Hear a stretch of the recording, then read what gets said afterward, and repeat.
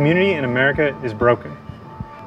A recent study indicates that for the average American, there's only 2 people that they can confide in for any meaningful conversation.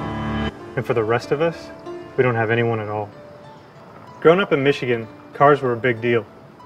As a matter of fact, as I was growing up, we used to do assemblies at school that just went over the history of the automobile. In the 1950s and 60s, Detroit was the place to be. It was the motor city in the age of the automobile. Cars were such a big deal to this city that they made an intentional choice to take out the trolley system so that for the average Joe, his only option was to own a car to get to work. Matter of fact, most families probably needed 2 cars. One for mom to take kids to school and one for dad to get into the city to work. They brought in the freeway system. And these freeways didn't go around these communities, they just cut right through them. And at the time, no one had any idea what the consequences of doing that would be. 60 years later, we have a man named Robert Putnam who did a study on the social fabric of America. And what he found was that for every 10 minutes of commute, we're 10% less likely to have meaningful relationships. The average commute for America today, it's 30 minutes each way. I mean, most of us, we don't even know our neighbors. And I know it's really hard for us to believe that we're that disconnected, that we're that isolated from one another. Because when we look around the world, we've got more options for connectivity than we've ever had before.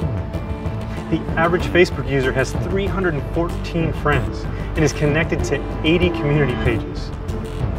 But if that community was real, if it was authentic, if it was life-changing, would we have issues like depression and loneliness as such a big part of our life?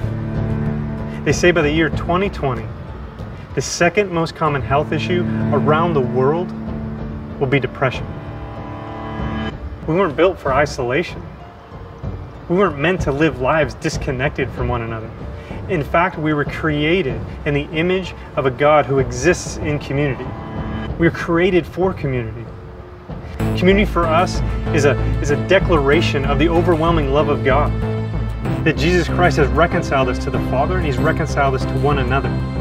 And what we get to do practically, we get to live life together, spurring one another on, caring for one another, and we get to join the mission of God.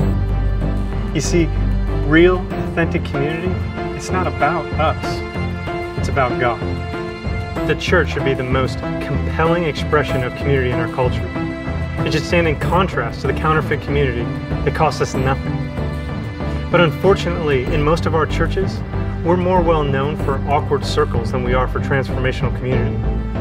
And what we do is we feed the skepticism of the folks outside of the church that are hoping for something different, and we give them the same thing. A lot of times, God in His grace comes in and He strips away the things that keep us blind to how isolated we are, how disconnected we are from one another and from Him. And that's my prayer for our churches. My prayer is that God would strip away everything that is fake about our community. That God would take away everything that we use to prop up and make community look like it's life-giving, and He'd replace it with the only thing that really does give life, and that's the gospel. That we'd be inspired by the glory of our God, and that we'd be empowered by His grace.